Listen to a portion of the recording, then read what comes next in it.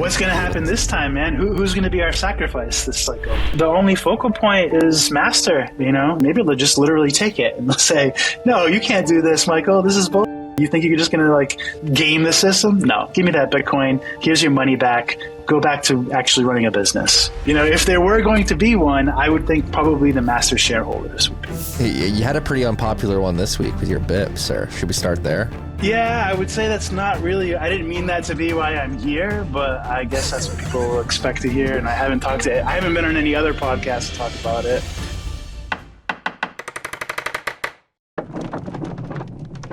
Bitcoin's dumping. Strategic Bitcoin reserve on the docket. Pets' heads are falling off. And we're back with John Carvalho. It's been a while, sir. It's great to see you. Yes, sir. How you been? Been well. I'm tired.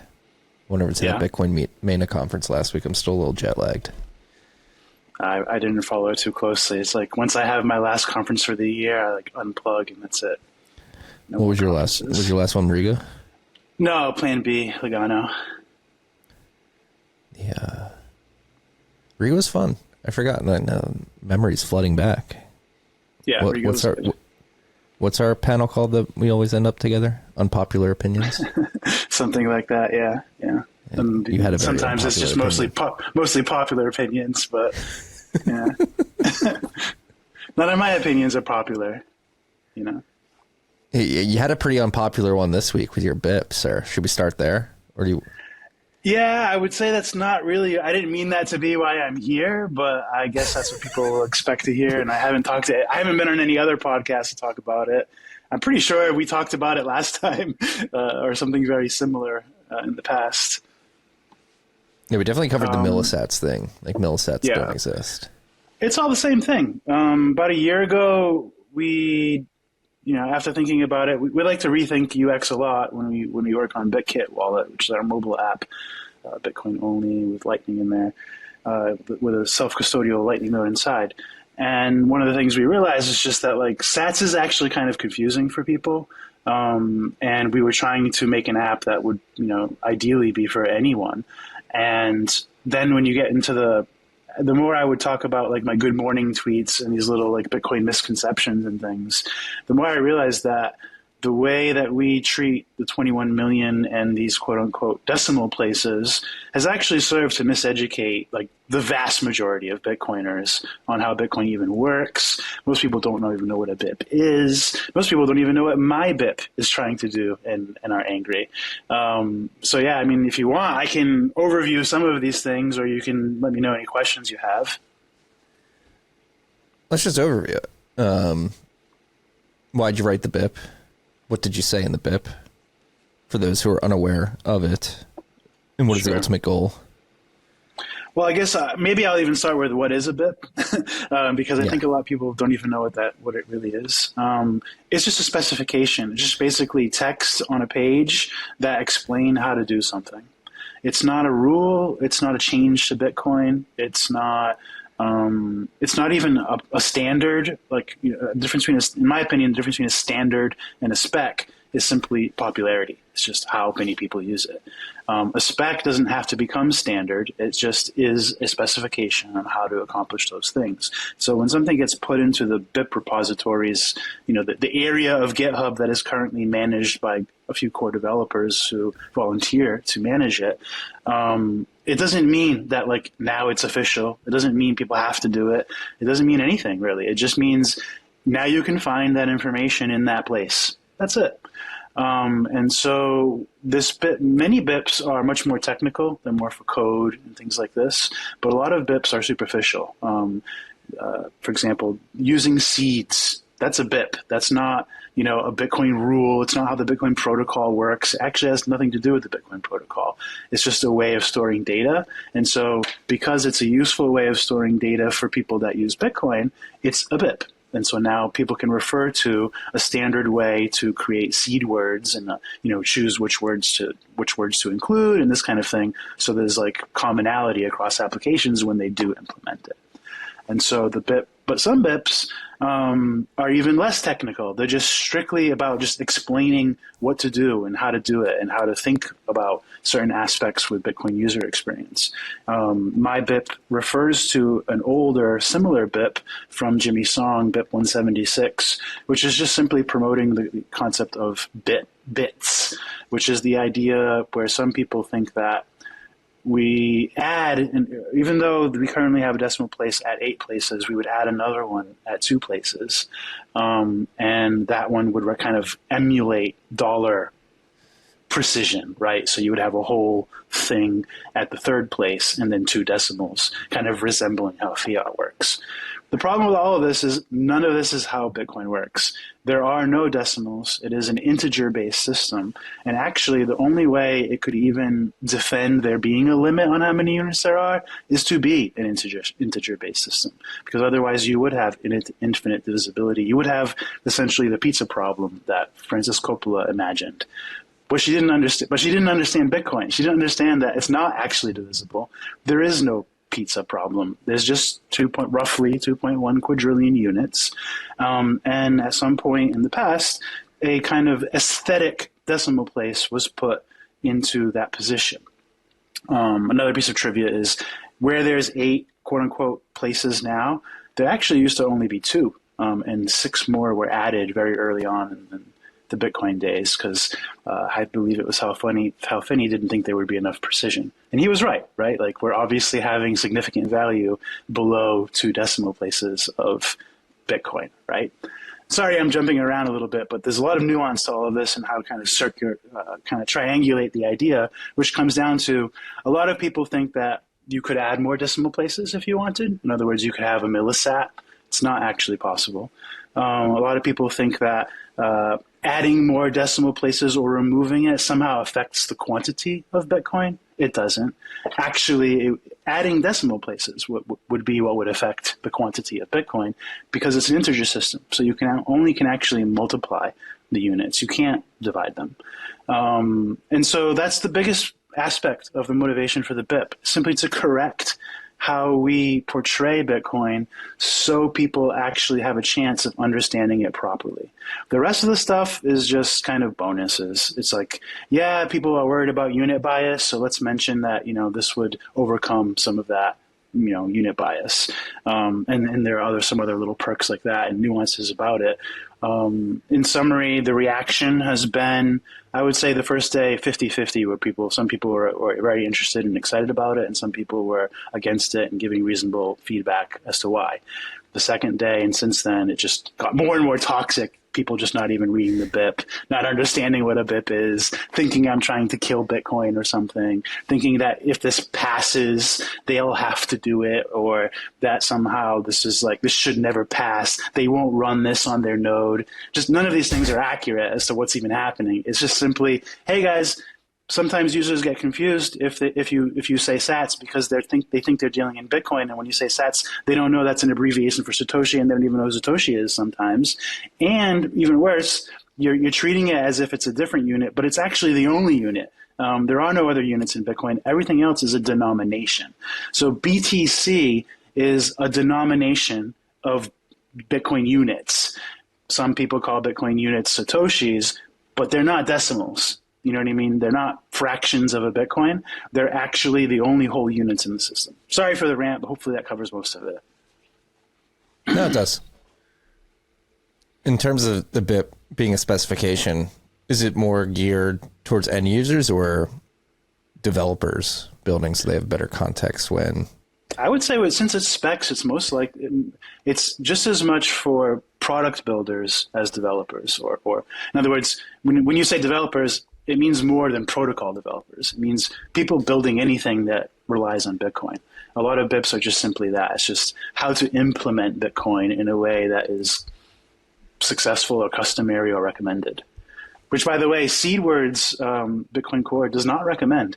So that's an example of a very popular BIP that is basically a standard at this point, but it's actually not recommended for use by the BIP reviewers because it's an incomplete solution. It doesn't address various problems, blah, blah, blah, blah. But yeah, there's so much nuance to the BIPs. It's just best thinking of them as web pages with information on them. Yeah. Shout out to Amir Taki for creating the BIP process, the first ever BIP. And it's, if I recall correctly, inspired by Python's proposal process as well. I don't recall. I do recall Amir Taki being the inspiration for it. I think Luke also carrying the torch for a while as well, Luke Dasher. But yeah, Amir has only recently started commenting on Bitcoin again. I don't know if he's coming back or just drawing attention to his own projects, but yeah, he's around. As it comes back to your BIP. I know, I like sats. Obviously. I'm pretty sure you guys popularized it. You know what I mean? Like, stacking sats, yeah. There's nothing wrong with that. I'm not saying that like sats is evil, saying Satoshis is evil. I'm just saying as a software thing, we tested it. Like we did it in the BitKit wallet. We just have a Bitcoin symbol and then just the full units. Literally no one is confused. It's just a non-issue to confuse people because people know that there's such a huge gap between 8 places, you could never make a mistake. Like you would never think I was sending you 1 million Bitcoin, right? But you might think I'm selling you 1 million, base units. So there's just no confusion involved. And as far as like sats, like I think that Stay Humble Stack Sats is one of the few good Bitcoin memes. It's, I have no issue with these things and I can't kill it. And it's not my goal to kill it. It's just simply to say, if your goal is to make an application that is to be accessible to normal people or most people or any people that might be appropriate to the BIP, then here's how you could do it. That's all. Yeah. That's fascinating too, getting the user feedback or the observation that you've had with. Oh, some of it was so backwards, man. Like people, I have like literally one reply after another, one saying, it's too early to do this. People will never approve it. It's too early. The next guy, it's too late. If you had suggested this 5 years ago, then it would be okay. And all of the arguments are like this, just like people are mostly arguing from their discomfort or their emotion or their tribe, and they're not even reading the BIP in many cases. But that doesn't mean I expect everybody to like approve it or support it. All I want is for it to be fairly treated as a specification and included into the repository so other people like me in the future can refer to it. That's it. Yeah. It is the integer base clarification is important, like in the unit base, like there are these units in it. I think, yeah, people obviously people think Lightning Millisats are real. And it all stems from this. It all stems from this idea that there's 21 million in 8 decimal places and that Satoshis are pieces of Bitcoins, which is just not actually how any of it works. And so people think that that Millisats are like an innovation of Lightning. But they're not. They're just a credit system that some Lightning devs arbitrarily decided would be interesting to include. Like they didn't figure out how to split Satoshis. They just included a credit system because they were speculating that people would want to trade on sub-Satoshi levels, which by the way, I think will never be necessary. It doesn't. Is anybody doing that right now? Arbitrarily, like because Lightning implementations support it, actually removing it from your flow is not that easy. And so, for example, you could, if you base your fees on a percentage, you could end up with half Satoshi amounts, right? Or sub Satoshi amounts because it's percentages. And thus your channel and your relationship with your counterparty is going to support that naturally. Now, the risk here is obviously super duper low because Millisats are basically worthless, but it's still wrong. It's still a bad idea that people think that there will be Millisats. Even the idea that they will need them is kind of faulty and not based in anything in reality. Yeah. No, I agree with that. The last time you came, maybe it wasn't the last time or one of the times you came on before and explained the Millisats, it made a lot of sense as a credit system and trying to force it. And the idea of Millisats, people need to send an amount of money that low is sort of not materializing. It's mostly just a pet peeve of mine, man. Like I see Bitcoiners making memes and they make the memes wrong and then they teach the people wrong. And then I have to try to explain to them and they think I'm crazy. And I'm like, I don't want to live in a world where people think I'm crazy because I'm accurate, And so here's how you can be accurate if you want to join me. That's all. Sup, freaks. This rip of TFTC was brought to you by our good friends at Bitkey. Bitkey makes Bitcoin easy to use and hard to lose. It is a hardware wallet that natively embeds into a 2 or 3 multi-sig. You have one key on the hardware wallet, one key on your mobile device, and Block stores a key in the cloud for you. This is an incredible hardware device for your friends and family, or maybe yourself, who have Bitcoin on exchanges and have for a long time, but haven't taken the step to self-custody because they're worried about the complications of setting up a private public key pair, securing that seed phrase, setting up a PIN, setting up a passphrase. Again, Bitkey makes it easy to use, hard to lose. It's the easiest 0 to 1 step, your first step to self-custody. If you have friends and family on the exchanges who haven't moved it off, tell them to pick up a Bitkey. Go to bitkey.world, use the key TFTC20 at checkout for 20% off your order. That's bitkey.world, code TFTC20. What are your thoughts on this strategic reserve that's being floated right now? Are you bullish on America now? Are you bullish on America now? I am bullish. I am bullish on Trump and the Doge and all that stuff going on. I am hopeful. I am glad that it happened this way. I'm glad to see a turnaround. I'm glad to see peak clown world has ended. I hope that it's not replaced with some kind of other ridiculousness. But nonetheless, it's much more promising than we've seen anywhere in the world landscape for at least 5 years. So it's really nice to see that. As far as the strategic reserve, I literally just don't care. Like, I just feel like chasing politicians is so lame. Watching Bitcoiners like care about this stuff and share their opinions and their predictions, it's just so much LARPing to me. I just feel like, okay, like if some politician can get some voters to make themselves more likable and whatever, like, I'm not surprised. But Bitcoin is not for the white market. All white market alignment is going to be regrettable at some point. And I have no interest in trying to help the current government succeed at being, having more resources and being more involved in Bitcoin. It's just not my interest. It's just not why I'm here. I make the things we make at Synonym, and the reason I care about Bitcoin is so we can do things without the government. So yeah, you guys have fun. I don't even know if you're part of the group. I'm just saying, whoever's interested, leave me out of it. Have fun. I don't care what the outcome is, honestly.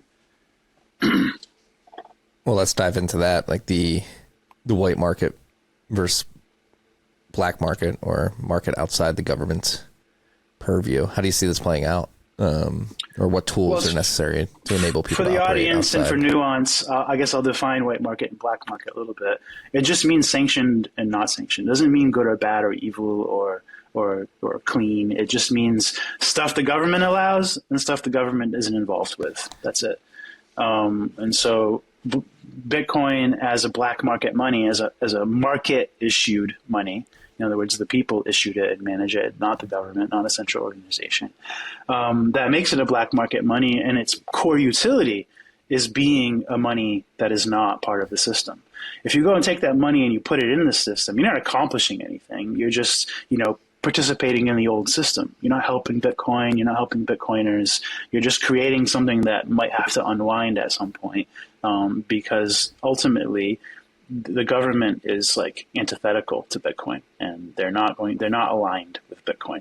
And any amount of having Bitcoin in white markets, you're just going to lose some or all of the qualities of Bitcoin to have it in that white market.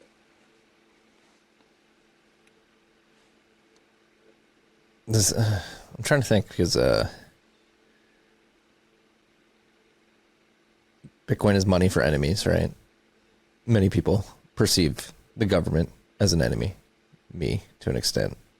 I don't think the government works in my best interest. Who knows what will happen with Trump, but we'll pull on that thread later in this discussion, because that's part of the reason we initially decided to talk. Some worries I saw around digital identity, but we're gonna make, like, if Bitcoin is this pristine asset running on this peer-to-peer distributed protocol, wouldn't it make sense that governments would adopt it too at some point?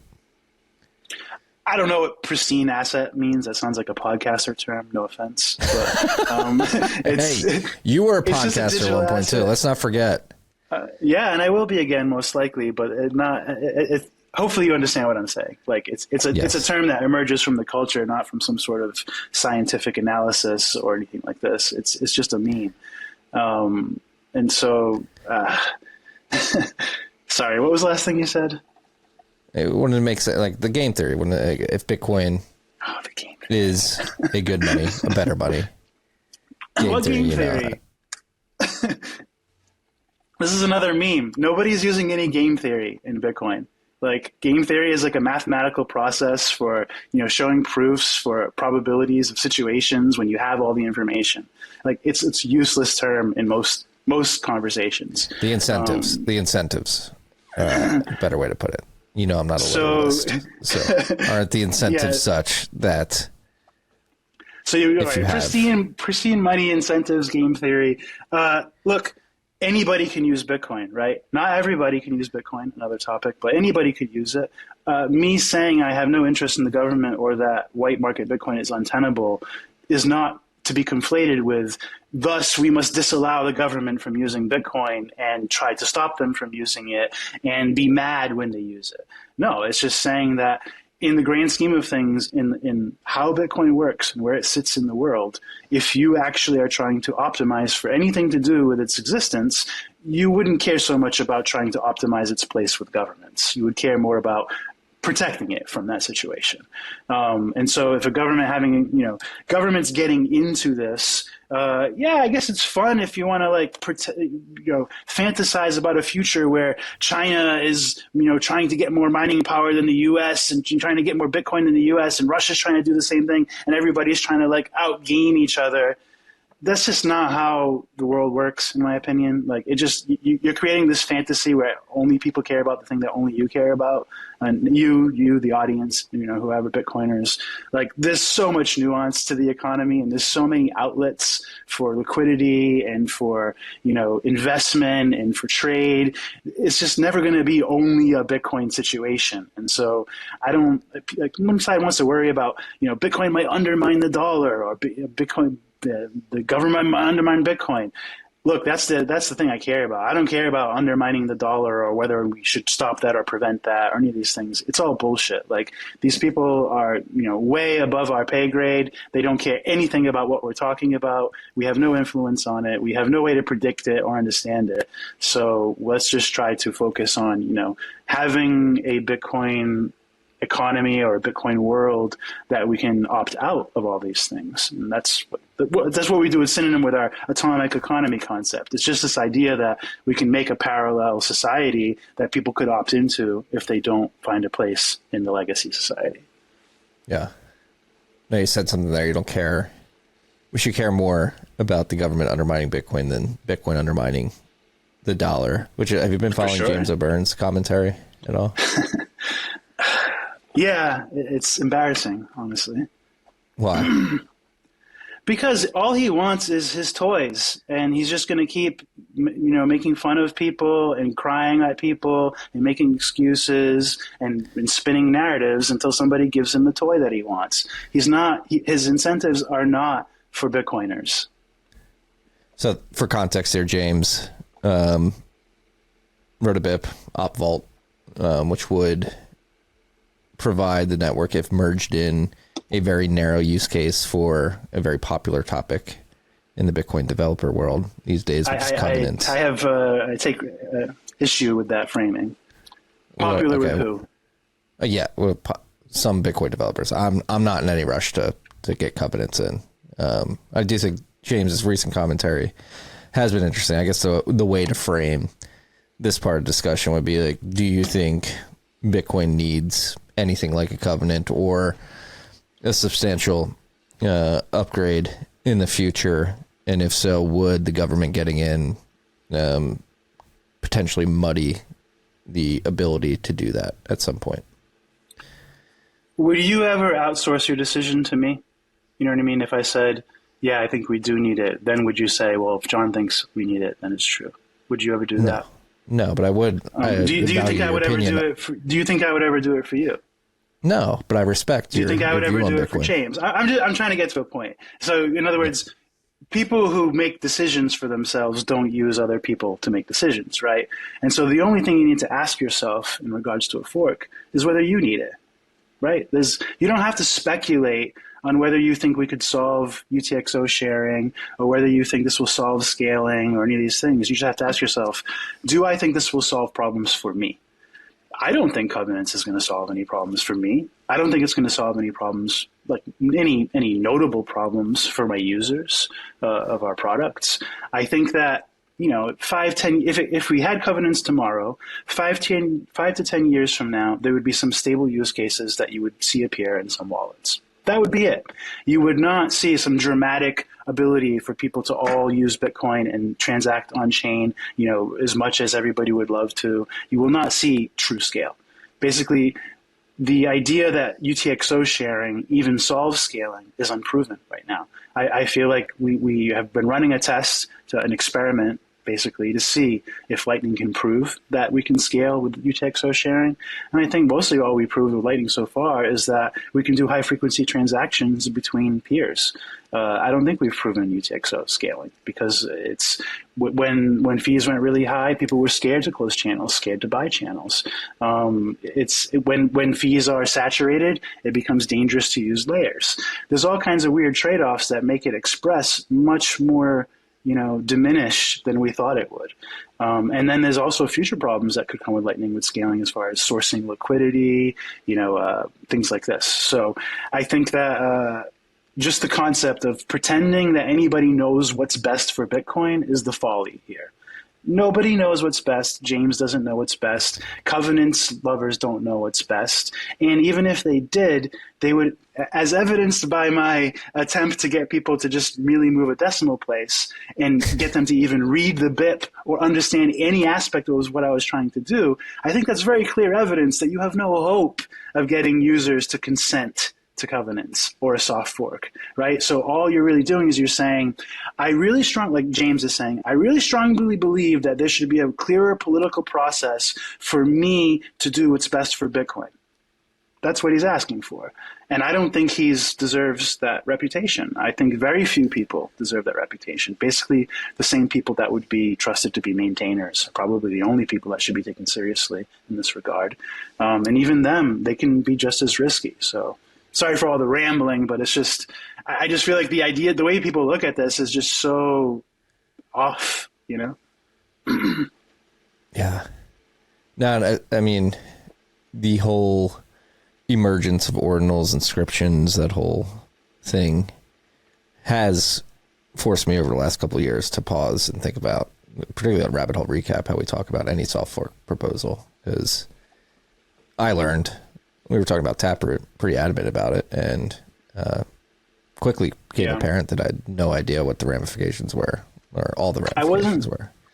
I wasn't against Taproot when it happened, but I stayed out of it because I just couldn't think of anything that it did for me. You know what I mean? Like back then people kept saying, oh, people won't know that you're making Lightning channels. That's the cool thing. It's like, oh, that sounds cool. I don't mind that. Cool. But I didn't like run a Taproot activation or whatever, and I didn't put it in my profile and do all these things to make it happen because it just felt like Taproot just slipped in out of apathy. Like nobody particularly needed it. Nobody particularly hated it. And it just kind of snuck in there. That's risky, you know, that things like that can happen. And I'm glad that it's not happening, but it did make me kind of perk up and be like, I should pay attention. And that was around the time that Jeremy started aggressively promoting CTV. He was actually trying to get it into the Taproot activation, I remember. And he was pissing off core devs back then. And that was like 2022 or something. I don't remember what the year was, but you get the idea.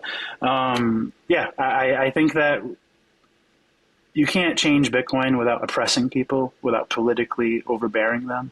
And so changing Bitcoin needs to be something that comes from the market. If we want to make changes to Bitcoin, they should be presented with data, with experiments, probably need to put it on a shitcoin first. Like the standards just need to be so much higher than anybody's willing to admit. Yeah. Are there any changes that you would like right now? No.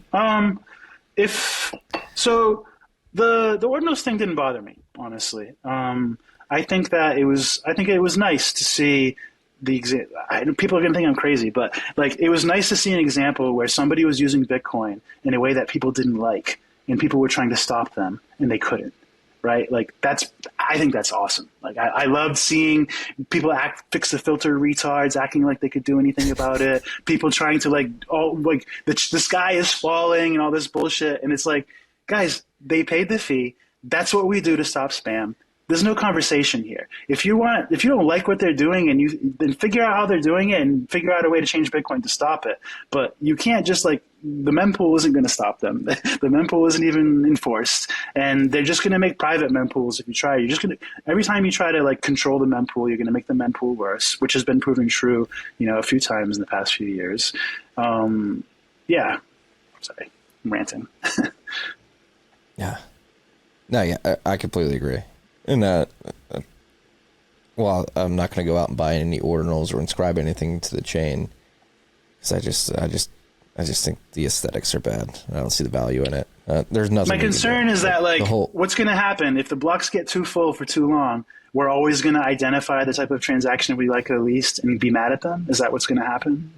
In other words, so let's say bankers start filling all the blocks because they're making ETF movements or whatever, and normal people can't afford it. We're all going to start hating the banks now, right? And that's what I think that's what happened with ordinals. It was just they're taking my block space and I don't like them. Well, get used to it because you're never going to be in full agreement of how people are using it with Bitcoin. And you can't stop them from using it as an abstraction because that's all it is. There's no value in there. It's just an anchor. Yeah. Yeah, the whole kvetching over that. And it's funny looking. Who knows? Maybe there will be a reemergence of inscription activity in L2, Season 2, whatever, runes, ordinals, whatever. Probably at the top, Seems like there's always a little shitcoin wave at the top after Bitcoin tops. People start cycling. And so, yeah, I wouldn't be surprised if they're already actually strategically, literally, intentionally preparing to have a second wave at the top, Yeah. No, it was a lot of screaming and kvetching over something that turned out not to be as big of a problem. Another issue with all this is it becomes very difficult for a person to separate what would be an attacker from somebody who's naive or egomaniacal. A victim can't tell the difference, right, about whether it's malice or whether it's a mistake. So, when I see James behaving this way, I just start thinking why is he so aggressive? Why does he? I mean, I know he put time into it, but why is he burning bridges with people? Why is he being aggressive about it? There's not an urgency. The fees aren't astronomical. It's just a feature. It's a fun thing that people want to be able to use. I'm guessing there's some aspect of these people's careers tied to this with Jeremy and, maybe their grant flows. I don't know what it is, but it's totally inappropriate to the situation. And so I have to wonder, are these people actually attackers? Are they hired by JP Morgan or the CIA, or how would I ever know the difference, Yeah, I can see that. And we'll say James is a good friend. I'm sure you guys are cordial as well. Don't tarnish your own reputation. Yeah. Be careful who you align with.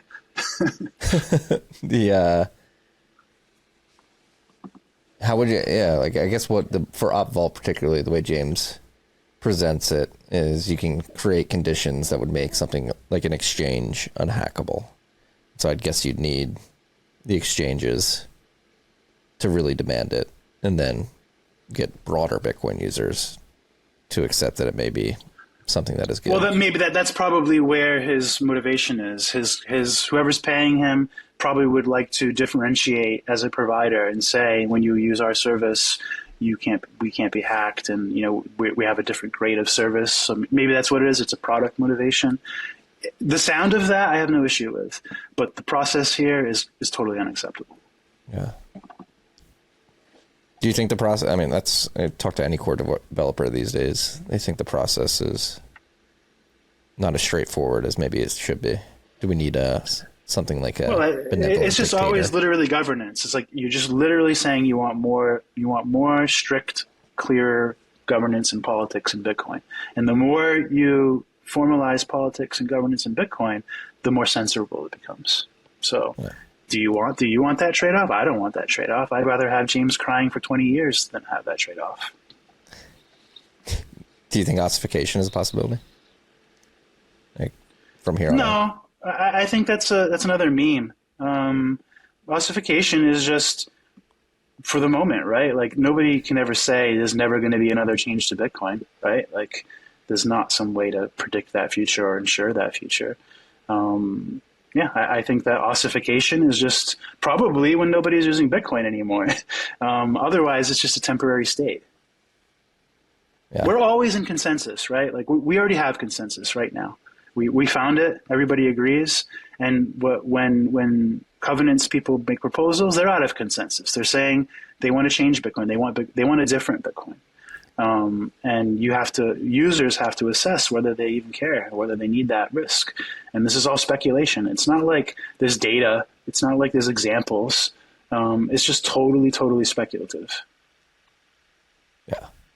Yeah, I don't think I need covenants right now, personally.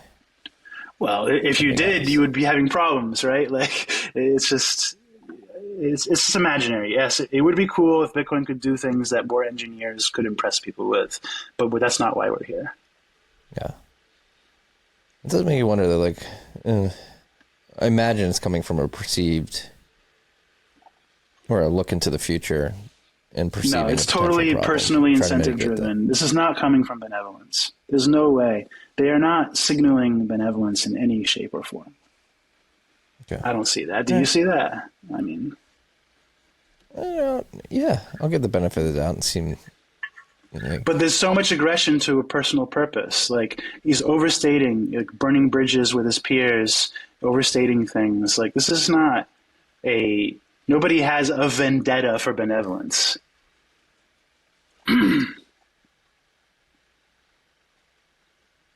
Yeah. I feel for a lot of the core devs that have been at it for a while, but like you mentioned, you got to get. Like imagine if I was yelling at people for not accepting my BIP. Like if I was like, core devs are holding back my BIP. They don't want people to understand how Bitcoin works. You know what I mean? Nobody's going to buy Bitcoin because of unit bias, and this is a huge problem. The price has crashed to under 100K, and it's all. You know what I mean? Like I could just be dramatic too. But I'm not. I'm going to complain when people don't read it and don't understand it. But I'm not going to like force people or act like they're bad because they don't agree with me. This rip was also brought to you by our good friends at Salt of the Earth. You got to be hydrating, freaks. And while you're hydrating, you got to be getting your electrolytes. This is the best electrolytes mix that I've ever come into contact with. Pink Himalayan salt with calcium, magnesium, potassium, sodium, no sugar. It tastes incredible. My favorite is the orange and the pink lemonade. Go to drinksote.com. That's drinksote.com. Use the code TFTC when you make your purchase, and you'll get 15% off. I'm telling you, get on it, freaks. You're going to love this stuff. How have things been at BitKits? And that's why we're here to talk really about Good, PubKey. man. So we are 21 people now. It's the first time we've had like kind of like feeling like the full team, like all roles filled. We basically about a year ago we decided to re-architect /tags. For those of your audience who may have heard of that, this was our peer-to-peer web project before PubKey.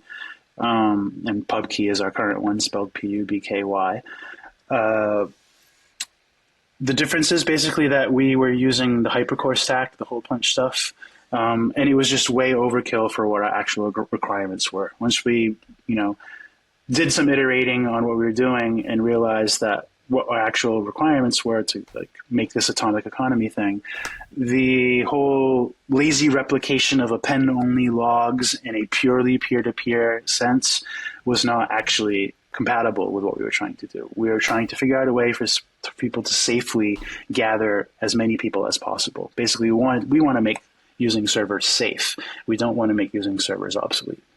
And that was a big change. And then also looking at the learning from the trends and plateaus of Nostr, also learning from likewise with Bluesky and seeing that gives us a lot of advantage to kind of observe and adjust.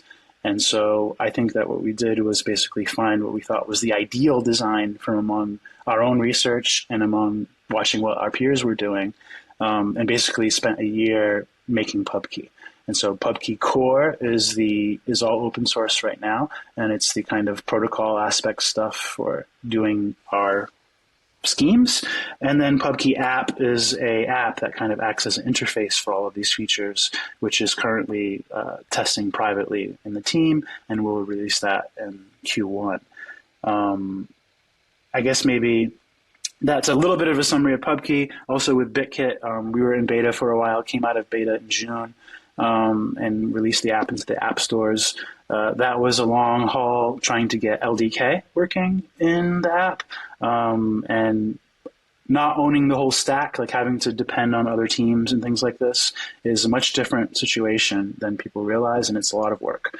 But we finally got the app pretty stable, and that's also powered by a LSP called BlockTank that helps people buy channels and things like this, and route their payments effectively. And the reason why we connected recently is because you had made that tweet where you said that something along the lines of Nostr and Web5 fixing identity, and I needed to nitpick your language because technically, as I said in my reply, Nostr doesn't really try to solve identity so much as use keys to sign data, which it's still identity, but it's not an identity solution, right? In other words, you can use it as an identity, but the result is that you have to almost have it be a disposable identity, because that key gets put into every application, and you have no way to you have no censorship resistant way, trustless way to change your key if you lose your key or this kind of thing. You just end up having to use the web you are already using it in order to use those keys. And so with Pubkey, what we do is we invented this thing called a public key domain. So basically you can use your public key as a domain name, literally. And so we made a DNS server that supports this, and we take your key, and instead of signing all your data every time you do something, all you sign is your DNS record. So you take your key, you put a bunch of different endpoints, you say, oh, here's where you can find my web server, here's where you can find my tweets, here's where you can find my payment endpoints, whatever you want, just like regular DNS. And you sign that, and then you take that data and you put it in what's called mainline DHT. Mainline DHT is basically the largest, most decentralized network on the internet right now. It's depending on how you measure and which protocols are supported by the nodes, they've got somewhere between 2 and 20 million nodes in the network. The variance is because of, again, supporting different specs of which kind of data they actually share. The nodes that we rely on, the minimum of them is roughly 2 million of them. And so we take this data, we put it in there, and what that achieves is now, instead of having ICANN owning your domain, being able to censor your domain, take it away from you, whatever, you have your key as your domain, and you have these millions of nodes that are storing just a small amount of data. And you can go look up your key in those nodes, and they'll tell you where to find the data that you're looking for.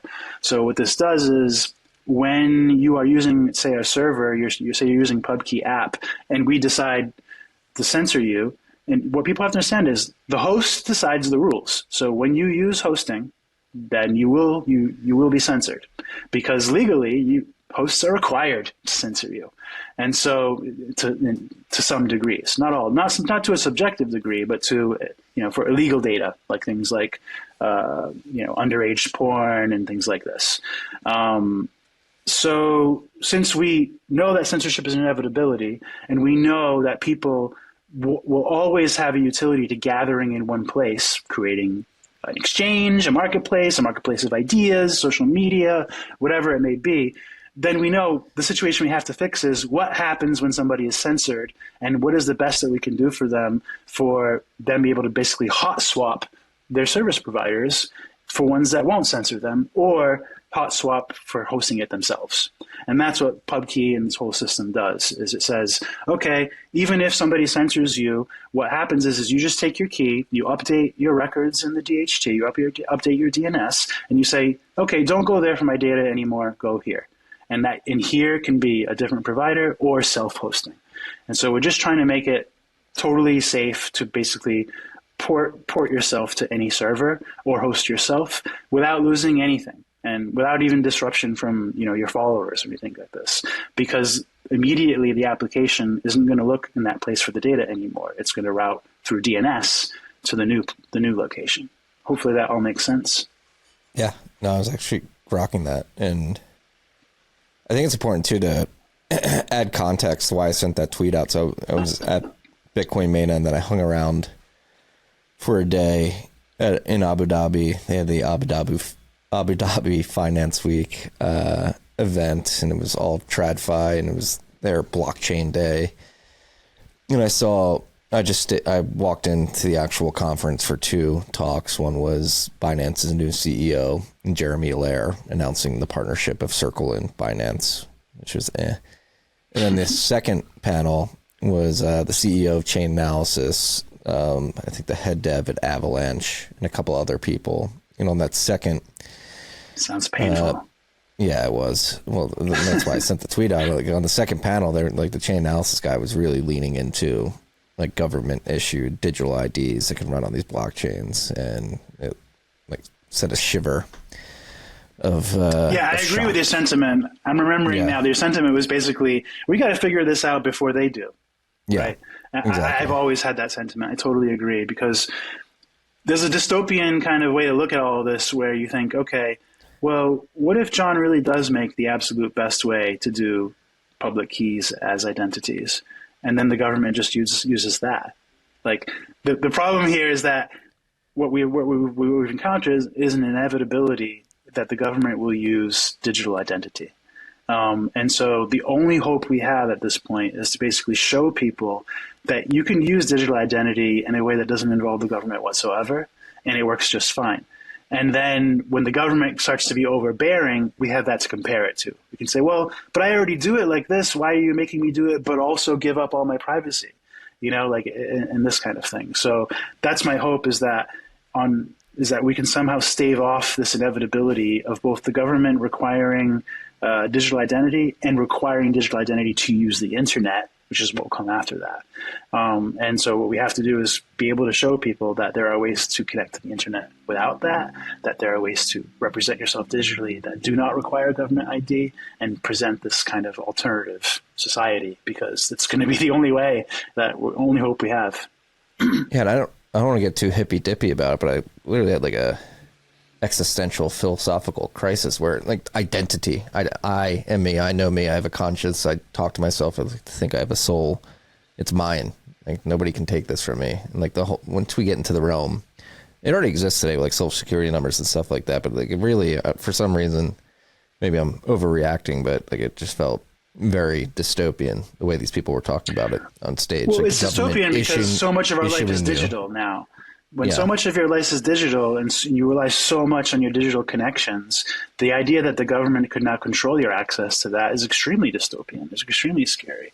I think that, unless we have some sort of major turnaround with the culture of government, like maybe Trump starts a romantic revolution that the world, speaks of for 100 years, probably not. And there's going to be, probably even within our lifetime, a day where the government tells you that you need to be using a digital ID to connect to the internet. And that's really, really scary. That's, I hope that by then, not only have we figured out digital identity without them, that we've figured out like totally user accessible mesh networking and things like this, because we have to always be these steps ahead of them.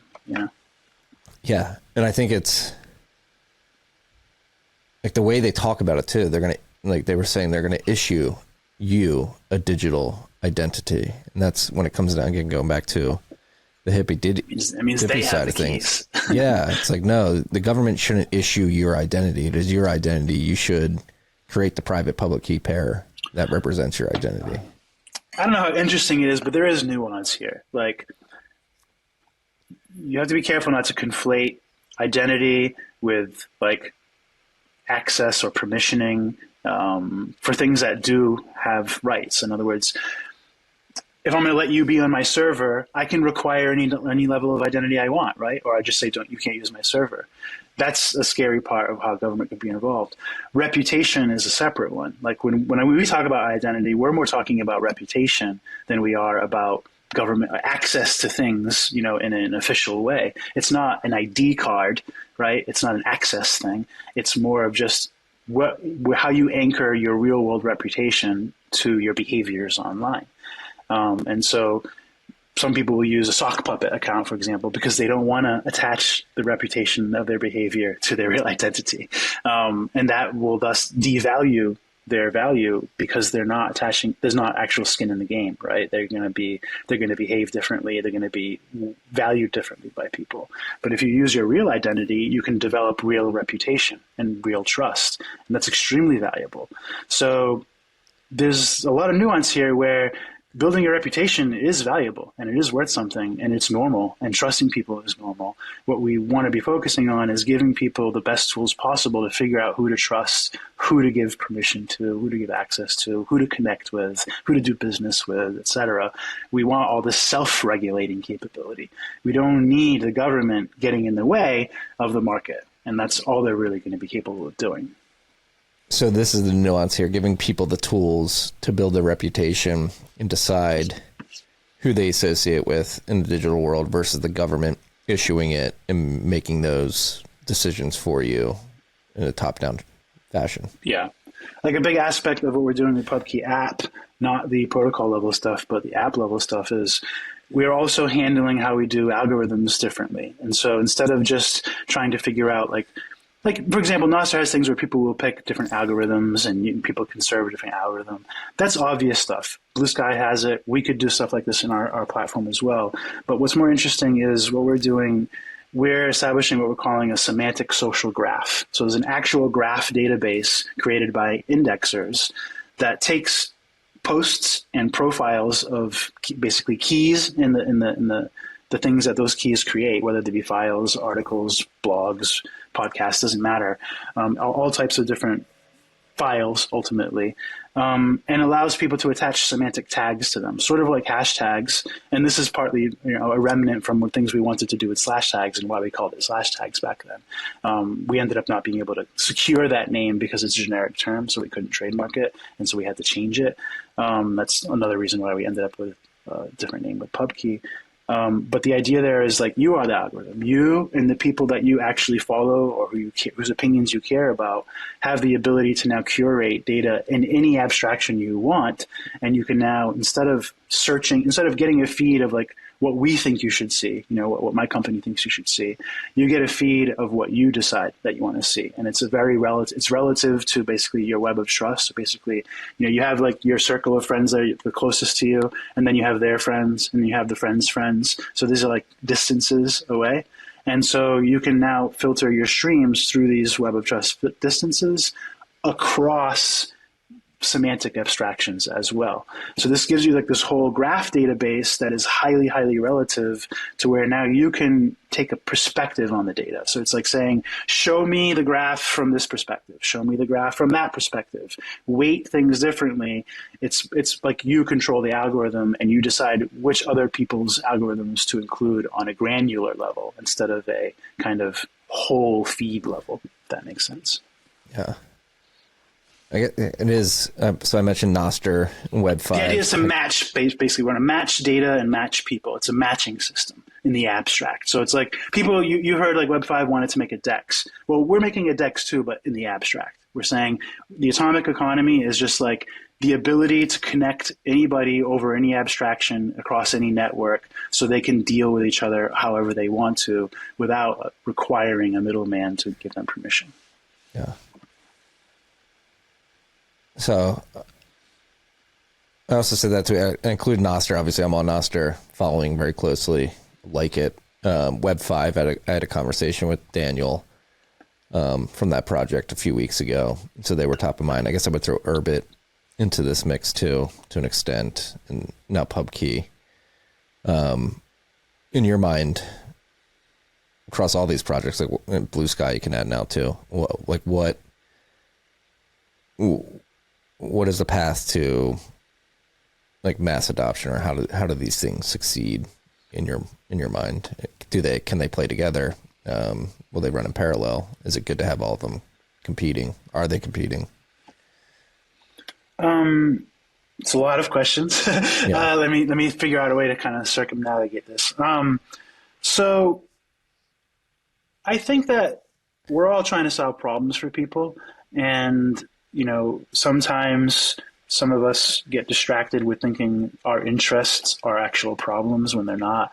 Like, for example, like most people on Nostr aren't censored, right? And most of the people that are censored probably would get censored anywhere because they're behaving like douchebags or whatever. Then there's this like subset of people that are actually censored and shouldn't be, and this kind of thing. So like when you talk about censorship resistance for social media, you're really talking about maybe, 100,000 people in the world that actually you're solving a problem for. And even then, you might not be, because the people they're trying to reach might not be in your platform. And so you're kind of just theoretically solving problems for in the interim. So like if you think about like what are the problems, like why are people using these things today? I think people use Nostr because it's like public Bitcoin chat. I think people use Bluesky because it's public leftist chat, public Democrat chat. It seems to be where people are splitting across cultural values much more than they're splitting across utilities. Truth Social, this was kind of made in reaction, in Rumble, made in reaction to censorship, but they can censor just as much as Twitter can, right? Like it's just they censor differently. So what we've learned is there's a competition now for platforms that will censor only what's legally required, right? So that's kind of the nuance here, is if you only censor what's legally required, now you're differentiating from Twitter or Facebook or these other things, and so you have a utility. Now you see Bluesky, they're specializing in extra censorship. They want to be a very curated, very safe place for the people that agree with what's safe there. And so you can see, again, this is all very much related around, cultures and censorship around things that are not that culture. So to answer some of your questions, where do I think this will end up? I don't think all of these things will be talked about in 10 years. I think some of them will not be talked about anymore. I think some of them will still exist, and I think they will coexist. If you wanted to try to get mass adoption for any of these things, well, the solution is simple. You have to actually just basically do everything that Twitter is doing a little bit differently and a little bit better, but at their scale. Like, you're never going to have a hope of getting people to move to Twitter unless you throw tens of millions, maybe billions of dollars at trying to get gravity for your platform. And otherwise, now this is the most interesting part for all of us, what we're actually trying to do is figure out if by designing systems the way we're designing them, if we can provide users with new powers that they didn't have before. If they can do things they couldn't do on Twitter, even if Elon added the feature, if they, what I mean? Like, for example, like the crowd making the algorithm like they could in PubKey app. Like, that's not something you're going to find in Twitter. Matter of fact, Elon was just hating on hashtags yesterday and telling people to stop using them. And so he has no intention of putting power into the user's hands for deciding what they see. He's trying to become perfect at showing them what he thinks they want to see. And so that's a different path. I know I'm rambling a bit, but the way I see it is, as far as PubKey is the only one I can speak for directly, I am just trying to see if we can actually take this design and give people powers they didn't have before. For example, if you get kicked off of a platform, now you don't have to lose your followers or your feeds or anything. You can, as long as you're using PubKey compatible applications.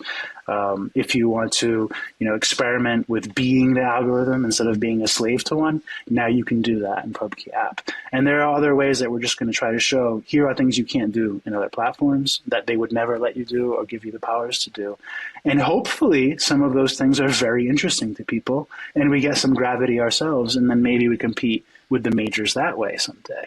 But this is a very uphill battle, right? Because mostly people just want convenience. They want stuff for free. They want stuff that's fast. They want stuff that's convenient, and they want network effect. And so bootstrapping is a huge issue as well. Massive issue. And in your mind, I mean, we all thought Nostr won, right? Like 2 years ago, it was like, wow, Jack's talking about it. Elon's banning it by mistake. It was like, and then all of a sudden there was like 1 million users or whatever it was. And then Bluesky came and they got 20 million, and we're like, oh, okay, like there's nuance here, because now they both exist, and now we want to exist, and others are going to want to as well. And so how are we going to differentiate? Are we going to differentiate across cultures, across features? What? Yeah. Well, that was what I was going to get on the feature side, because that's what having observed Nostr, I've been on Nostr since July of 22, so over 2 years now. And to see the development there and how much better it is than when it was back then when I first got on it is extremely impressive. And I think it's pretty clear over in Nostr that like the social media use case is only the tip of the iceberg. If you talk to people like Miljan from Primal and others, like what we're beginning to see with things like Nostr Wallet Connect and these data vending machines that connect you with AI agents, social media. A lot of this stuff is just web stuff, though. A lot of this stuff is not necessarily like using PKI or public key identity and leveraging it. It's just recreating the things that we already have in other places to some degree. I don't want to like shit talk, but like this is a tricky thing with people who aren't involved in peer-to-peer web stuff. It's like the shitcoin world. Like I could impress you by lying to you and by saying various things that we made that already exist in other places that aren't actually novel.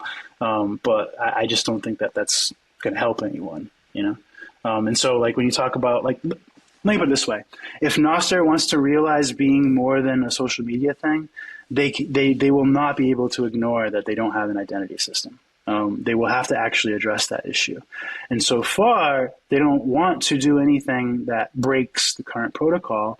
And so even though you can probably get Nostr guys to admit that what we're doing with public key domains would be an improvement on Nostr. In other words, if they switched to that method for discovery, they would solve a lot of their problems and be able to actually sincerely say the sentence you just said, where it's the tip of the iceberg and we can connect across many applications from many use cases. It's not as true when you have disposable private keys, disposable keys in general, and you have to always have a trusted place to kind of find somebody. So DNS is key to what you guys are doing at PubKey. Yeah, I definitely think so. And the thing is, what we're doing with PubKey is like, yes, with the PubKey core stuff is, well, as I explained, but the PubKey app stuff is separate. What I mean by that is Nostr could literally adopt only how we're doing the DNS stuff, and they could keep the rest of the stuff the same. It would be a breaking change, but they could do that. But because we don't have to do that, and somebody has to demonstrate the stack, when we're building our servers, which we call home servers instead of relays, and when we're designing our stack, we throw away the parts of Nostr that we think aren't needed now that we have this capability. Whereas Nostr doesn't want to throw anything away. They're just looking for a way to keep things intact. So they have some kind of technical debt there, essentially, that's kind of got their hands tied, and they end up making these kind of justifying arguments for this instead of embracing the problem.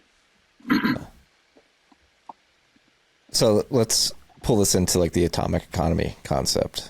Like how will PubKey digital identity plug into this and then blend into Bitcoin as well?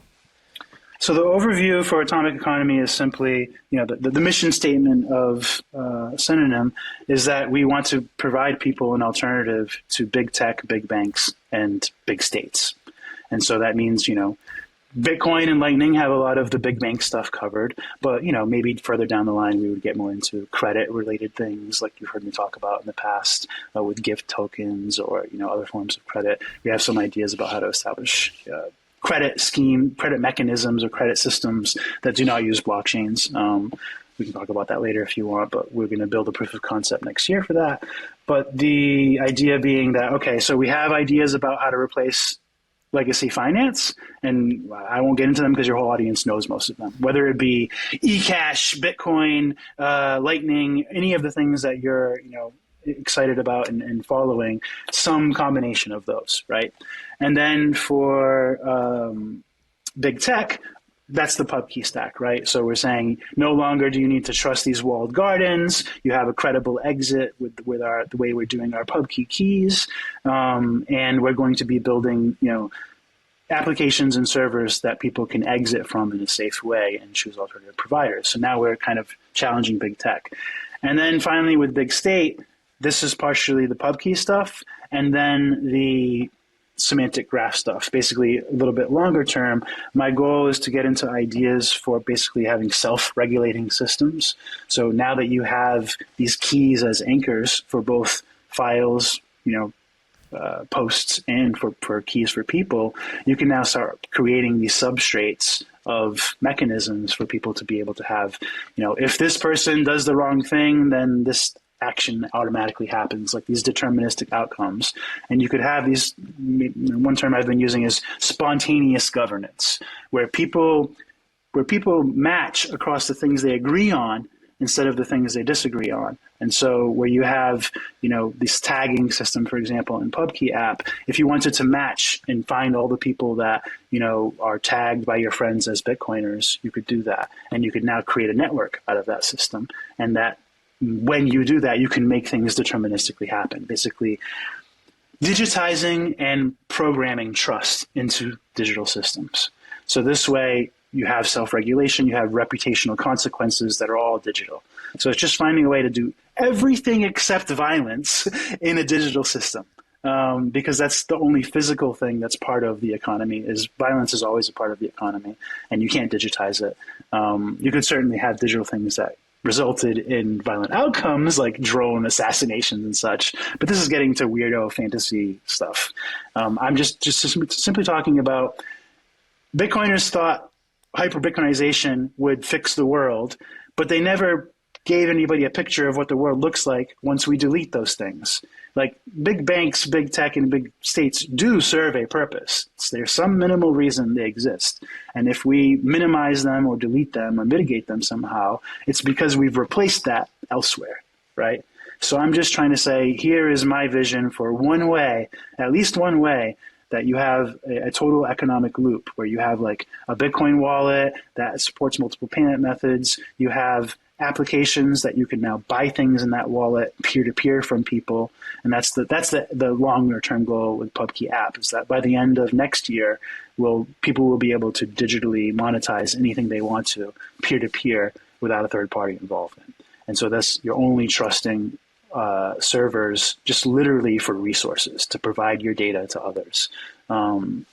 So yeah, that's the kind of atomic economy idea, is just to say, let's take these three concepts and make an alternative digital economy that people can opt into and that we can all develop together over time.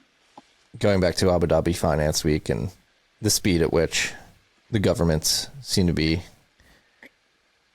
keen on bringing the digital identity. I mean, we've seen laws where in Australia, UK, I don't think any laws particularly about digital identity, but pretty strict censorship laws. And obviously here in the U.S., post-Patriot Act, digital surveillance has increased significantly and is pervasive at this point. That's what I wonder, like what I'm trying to get at here is like timeline of like how fast do these systems need to be built out and somewhat widely adopted before it's too late, because the government seemed pretty motivated. Well, we can't control how fast we can build them. We also can't even control how much resources people want to fund to be able to build them. You know what I mean? So it's like, yeah, we could talk about it and we could hype it and try to get people interested in doing it, but ultimately the market will drive how much investment goes into this space.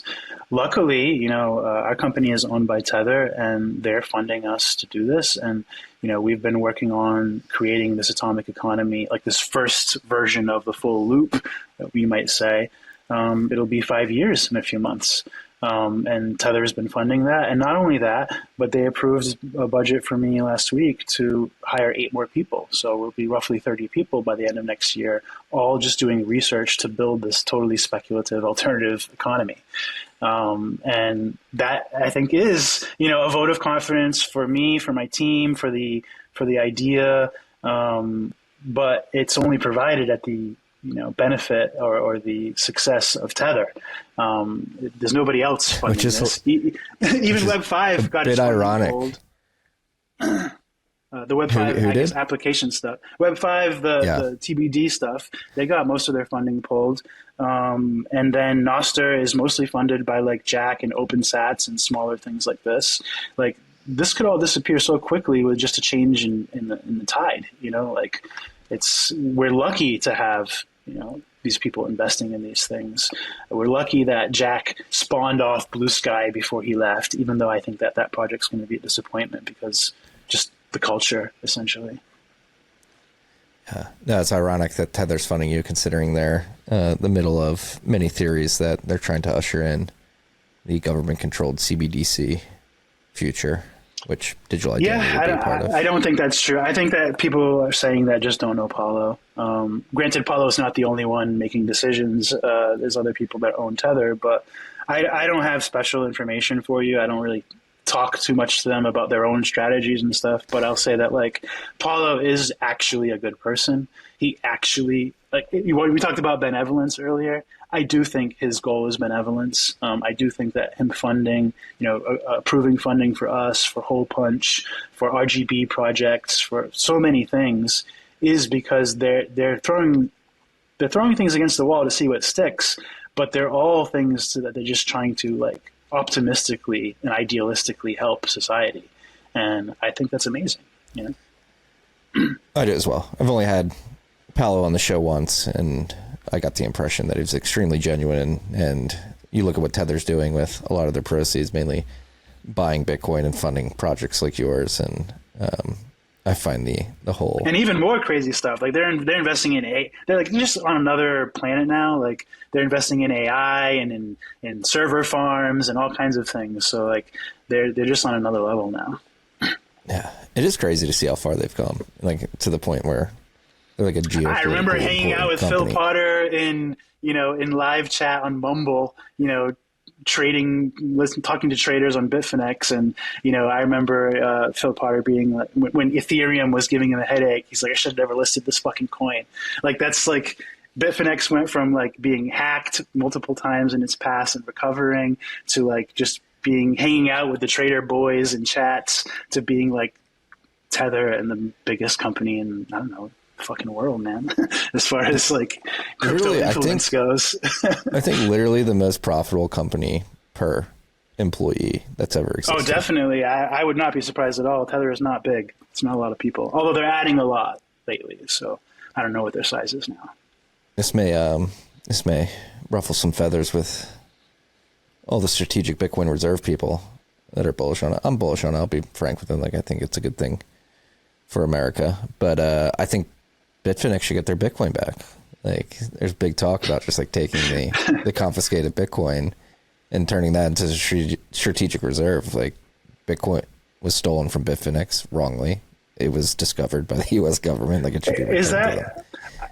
Whatever that. As far as I haven't talked to Paul about that in a long time, but if I remember last time it came up, it's an ongoing process. In other words, they're having to go through all kinds of hoops to try to get their Bitcoin, and I don't think there's anything to, anything you or I could say or do or influence in that regard. And yeah, but I do think that confiscating things from people that weren't taken, from illegal crimes. In other words, how could you ever confiscate Bitfinex's Bitcoin? That doesn't make any sense, right? Like, so I think it's just bureaucracy and maybe not even having a proper way to give them their Bitcoin back.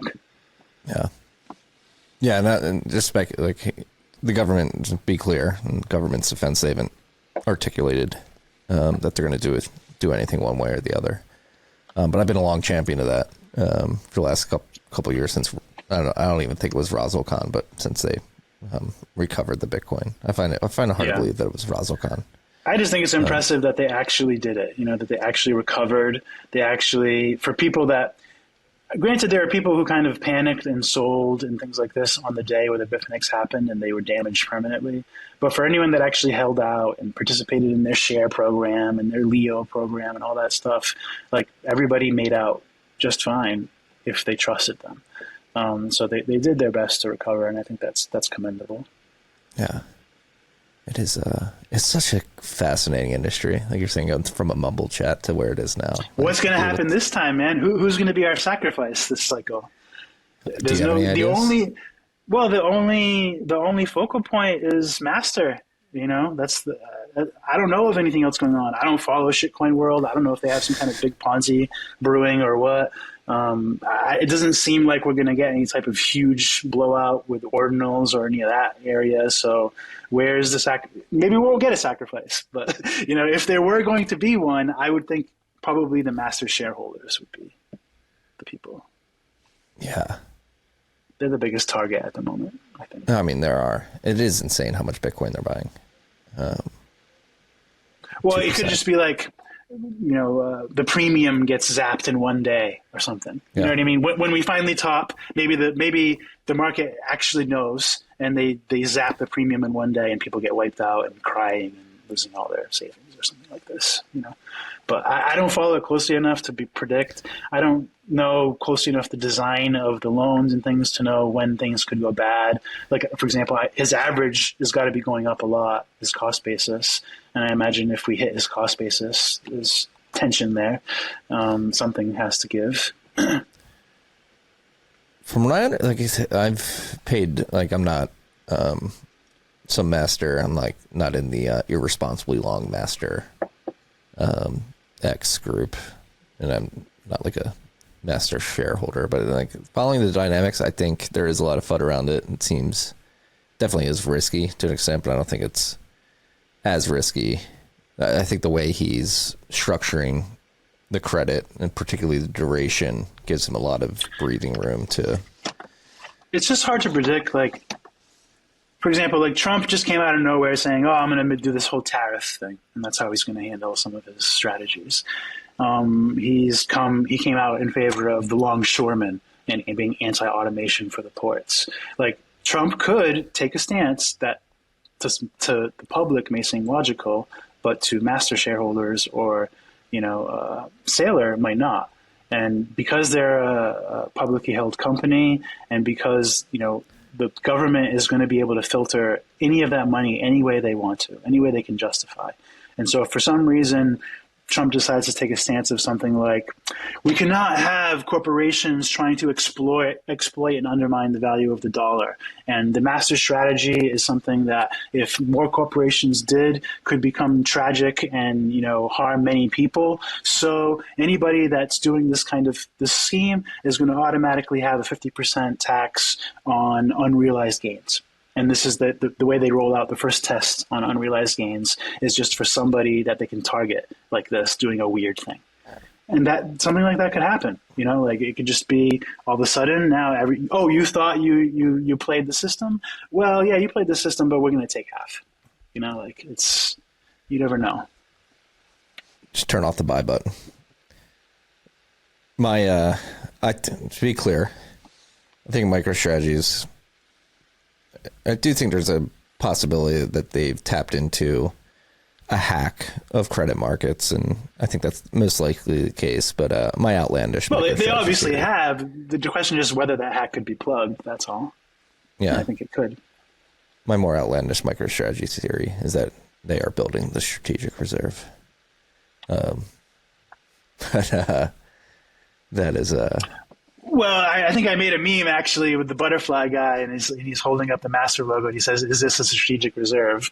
Because that's the fear, right? Is that maybe they won't do what I just described and tax it. Maybe they'll just literally take it and they'll say, "No, you can't do this, Michael. This is bullshit. You think you're just going to game the system? No, give me that Bitcoin. Here's your money back. Go back to actually running a business." You never know what they're going to do. That could be painted in all kinds of horrible, oppressive government ways, so it's unlikely. But I can't imagine every permutation of what the government or the market could design to relieve the pressure of Saylor's hack. Yeah. Yeah, maybe they just let him go. Maybe it keeps going up forever. Who knows? It's going up forever, Laura. Maybe he told us that, what he wants, what he needs. I'm guessing, is to achieve escape velocity. He needs it to be where he bought so much Bitcoin before the big players did that we're just at a whole new price level, and he just has nothing to worry about ever anymore about any of this. You know what I mean? Where it's oh, now the floor is 250K, his average is at 75K, and all the corporations are buying, and now it's $8 million Bitcoin, and he's just that guy who did that move that everybody talks about for 100 years. I hope that's what happens for him. I don't have any ill will to people trying to, figure out the angles on the system, at least as long as they're not harming anybody. But yeah, I mean, I have no issue with Michael Saylor making me bloody rich if that's what he can figure out doing. It's just, I'm not going to become part of the movement or start compromising my own interests and perspectives on things just to support that. Yeah. No, it's fast. It's just fun to watch play out. And again, like I said earlier, it's crazy to see where we are today from you getting Roger Ver or you flipping him off. And to him being he flipped you off. extradited or him avoiding being extradited now. That's it's crazy. and I think that's another thing, like, to reflect. Like, I remember watching your live streams back on Exotica. And that was not too long ago in the grand scheme of things, like 8 years ago. Whatever. 2017. I mean, yeah. I'm pretty sure that Roger Ver was streamed live on Exotica too. Look what's happened in 7 years, and just project that forward. And that's why it's important that we have people like you working on these sovereign tools that give people the ability to opt out of the state oppression and use Bitcoin correctly, understand it correctly. I hope it's important. I don't know. I haven't proven it's important yet, but I feel like it's important to at least make new mistakes and build things that other people haven't done. And I very much think that our team has been focused on doing that, on making sure that the designs that we've chosen and the paths that we've chosen for our roadmap are things that other people aren't doing, and we need to figure out if they're worth doing. Yeah. What's your biggest worry for Bitcoin right now? Or worried about mining pool centralization? Worried about FPPS? No, my only concern is core devs, honestly. I don't think Bitcoin Core is evil. I don't want to fire Bitcoin Core. I just think that, I don't know, I work with engineers. I work with designers. I know what it means for people to have babies, like when a project is their baby and when their biases, they figure out ways to convey their biases as if they're not. And they just end up in this kind of trap where they think that they're doing something that is benevolent or for everybody else's sake, but underneath it's really just for their own sake. And core devs are not any different than other humans in that regard. If anything, they're a little bit worse because they're engineers and they have this they're compelled to demonstrate their prowess. They must demonstrate their ability. Everybody wants a new challenge, right? Like when you're good at things, and there's a saying like, if you're the smartest guy in the room, you're in the wrong room, right? Like you always want to be improving, learning, demonstrating what you've learned, and proving to other people that you've achieved these things. And you can't do that if you don't ship code. If you're an engineer, that code has to go into the app, it has to go into the user's hands, they have to do the thing, or everything you did is just a LARP, it's just worthless. And that's very frustrating for a core developer making things that they have no guarantee of getting into the user's hands, particularly speculative things like soft forks and such, and BIPs. It's totally unhealthy to go into a BIP situation with an expectation of success. Your only expectation is, I think that I have a unique experience in the world where if I gather my ideas and I put them in one place, they could be valuable to others someday. So they don't have to waste the same time that I did learning these things, and they can skip ahead. That has to be your attitude. If that's not your attitude, then you're just going to live in disappointment. And unfortunately, many of the core devs they have incentives too. They have grants, they have reputation among their peers. It's a kind of an academic situation. So they have a lot of incentives. They have a lot of things they're juggling with and struggling with to want Bitcoin to be the way they want it to be and put their mark on it somehow. And it's not even things that have to be evil or spooky or government influence. Just simply human incentive to take pride in your work is really all it is. Demonstrate your work, demonstrate your ability. And so that's my fear, is that the whole, like we started the conversation with, this whole idea that governance is a lot of people like it. And this whole idea that it's needed at all. This whole idea that UTXOs actually scale Bitcoin. There's so much of this that we've kind of elevated to a level of just hot air that just really should be much more, down to earth and just talked about in a much more pragmatic way, in a much less certain way. Yeah. Yeah, it is. As you're saying that, it's I'm just thinking about what I said about it's big conversation right now. There's a lot of people out there screaming, so it seems. It really isn't though. It's there's 10 people. CTV. Yeah. It's 10 people that even care, and then 10 more people that they're harassing about it. and then, a few hundred people watching closely, and then a few thousand people that are even aware it's happening. That's it. Yeah. It's super, super tiny. It is not real. It's not a real movement. It's not a real anything. The only thing that makes it seem real is that the BIP, for people that understand it, the code that for people that can audit it, seems to make sense and seems to work. That's the only legitimacy here, is that they actually made a thing. They, to some degree, can demonstrate it, and it's reviewable. But all the other stuff is just wild claims. Yeah. Yeah. This has been fascinating. I always love catching up with you. We got to do it more often. Anything else we should touch on before we wrap up here?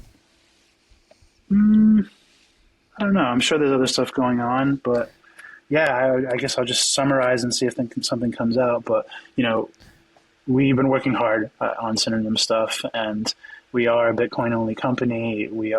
I'm certainly not trying to kill Bitcoin. I think that the idea is absurd. If people are triggered by my BIP. How dare you? I say. Bitcoin Magazine called me, short-sighted, that my BIP was short-sighted. It's like, man, I don't know. How long do you have to be here to not be short-sighted? How long do you have to wait to make a real BIP before people can take you seriously? It's just such nonsense. I don't know. 2.1 quadrillion Bitcoin out there, freaks. Yep, 2.1 quadrillion units. Call them what you want. Call them Bitcoin. Call them Satoshis. I don't actually care that much. I just think that people that make applications might do a little bit better for their users if they try this approach. How dare you? How dare you? I'm going to have to, now that we have AI, I'm thinking, I could probably go and compile all of my old Good Morning tweets and turn it into a long form book or something, or some series of articles, and actually have a cohesive view on all of my takes on Bitcoin that actually I can share with other people so they can understand where I'm coming from. Because while people think I do this for engagement, I don't. I'm not controversial for engagement. As a matter of fact, the engagement mostly leads to me muting and blocking more people. I'm not trying to get some sort of engagement. I'm trying to actually be useful, and trying to share my experiences and observations with the world, because I do think I have a very unique perspective on things from my experience here, between the time that I've been here, the projects I've worked on, the battles I've been through, the people I've met, the products I've built. This is just all real experience, and it's not just a core dev. It's not just an engineer trying to speculate on code. It's real world, working with users, learning from them. I don't think the BIP is crazy. I don't think that what we're doing with Synonym is crazy either, as far as our atomic economy vision. It's just big. It's just very speculative. I'm just rambling now, sorry. No, I was going to co-sign it. As an individual who learned a lot from you in the early years and continues to learn, I appreciate your perspective and you putting it out there, because I do think it's important. Well, I appreciate your patience in taking me seriously. The conversation does get lame out there. Bitcoin Twitter, I think Alex, who I'm actually recording with tomorrow morning, has said this a couple of times in the last few weeks, but Bitcoin Twitter is dead. It's not what it was back in the 2014 to 2019 era. Blame Nostr. I don't think you can't really do Bitcoin Twitter without also doing Nostr now, right? You have to kind of be in both places. And Nostr isn't the same for some Bitcoiners. I don't feel comfortable on Nostr. I tried to, I only just started using it maybe a month or two ago, just as research mostly, to compare it to Pubky app, or to compare the other, Primo and all these different apps, to see what the state of things was. But when I'm there, none of the content is for me. None of the topics are for me. It's all a lot of Nostr circle jerking, we're so great, Nostr's the future, kind of just with Bitcoin. And so it's Bitcoin Nostr, and I just don't find that to be a signal, maybe for new people it's great, I don't know. But for me, it feels like I'm in the wrong place when I'm hanging out there. And it's even worse on Bluesky. When I go on Bluesky, I'm whoa, I am definitely in the wrong place. These are not my people. I've never been on Bluesky. I don't plan on going you have over to try there. it. You have to try it. It's amazing. You're not going to believe it. It's like walking into Kamalaville and like walking into Wokeville. It's like you wouldn't believe it. It's like literally like the first things you'll see in the feed are going to be like ridiculously hateful things about Trump, and it's just, I don't know, it's just a whole alternate reality, really. Yeah, that's the sense I've been picking up on it, having heard other people talk about it. I don't know if it's worth like actually being aware too of like seeing the culture in action. Like you'll see like there's a lot of like posts from the people that are enthusiasts about the tech as well. At least maybe for me, because I followed some or whatever. I don't know if it's that way in general, but you'll see even like the nature of their conversations is another reality. Like they're talking about ways to like censor properly and, you know, create safe spaces and these kinds of things. And, you know, they want to be really, really hateful to people that disagree with them. And it's just, it's an unhealthy, it feels very unhealthy to me, a very toxic situation. But they probably think that I'm toxic for saying that. They maybe even feel very safe there and very happy, but it's not for me. Yeah, I wonder if we're observing the world just fracturing into these digital subculture. Not that these digital subcultures didn't already exist. Obviously, we've had things like 4chan and on the other end of the spectrum for many years, but I don't know. This is partly why I portray Pubkey as trying to match people, because like, say for example, like, what if Nostr is just the Nostr tag, right? And that's all it really is. It's just a category of people and a topic. Like you could really, in a very significant way, you could almost say that's what Nostr is. It's the Bitcoin Nostr topic chat room, right? And in a large way, at least functionally. And you could do similar with Bluesky for leftists, things like this. Like, what if now in Pubkey app, all I do is I have leftist, LGBTQ, woke, Trump. We have all these things as semantics, and we are tagging people with these semantics and tagging their posts with these semantics. Now Nostr is just looking at the Nostr tag. You know what I mean? Now Bluesky is just looking at the Bluesky tag, or the set of tags that represents the behaviors that you like in Bluesky. And so that's one of the differences with Pubkey app is I'm trying to say, I don't know what's best for people. I don't know what the best algorithm is for you. I don't know who you should be friends with. But I do know how social graphs work. I do know how like webs of trust work and how semantics work. And I'm pretty sure that if we create the system for you, you can connect with anybody on any level you need to, and you don't need multiple platforms to do that. So that's maybe one way we're differentiating, is saying, well, let people figure out how to connect with each other themselves, because that way we can figure out how they actually want to connect, instead of telling them like, oh, use Nostr, it's the future, it's, you know, it's uncensorable, which it's totally censorable. Every relay should be censoring, and if they're not careful, they can get in a lot of trouble if they don't. Anyway, rant over. Yeah. Well, I guess, is this from a UX perspective, I guess? No, you made me think of like Steve Jobs in his quote, or maybe it was Henry Ford. They would have had like at the end of the gist of the ideas that both. If you ask people what they'd invent, like in other words, people don't know what they want. Like, do you have to present them with?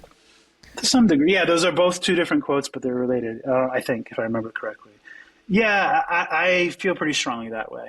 Sometimes on the team, you know, I'll get someone on the team saying, you know, I think you're totally wrong about tags, for example, about semantic tagging, about social graphing. I just think it's a non-feature. I had somebody on the team tell me.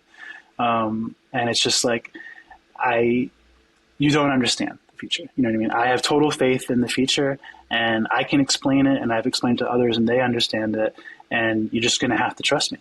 You know what I mean? Like, this is something where I don't think that users are going to fully understand what it is until we put it in their hands. If I ask the user, hey, would you prefer if Twitter worked this way? They'll say, maybe, no, I don't know, yes. But that's not how you have to actually take the time to create the whole user experience and surrounding user experience to give that idea an honest chance. Because you can't just show people one feature. You have to show them, I learned this from working at Exotica, and working on that platform. I thought, oh yeah, of course, you know, of course, girls want to be able to be private and have Bitcoin and not be censored. It's a huge problem for them. They use all these shady payment processors, blah, blah, blah, blah. But what I learned was, yeah, that's true. But as soon as you start offering people a video platform, they have very high expectations about the feature set, because they've been using video platforms that have been built for 20 years, adding features every month, adding features for 20 years. And now they come to your platform and you don't have this one feature they use every day. And if you don't add that feature in the next week or two, they're gone. And so you have to create a certain stature of a project to actually bootstrap. You can't just go out there and like that. A lot of engineers and a lot of Silicon Valley types will say, you just got to ship, iterate, ship. But there's another strategy I believe in, which is actually completing a whole thought and then shipping it. Because sometimes the whole thought is much more intricate and complicated and requires a support system to even understand it correctly. Yeah. Hell yeah. I love it. John, this has been great. We'll link to everything. We'll link to you. Synonym.to, right?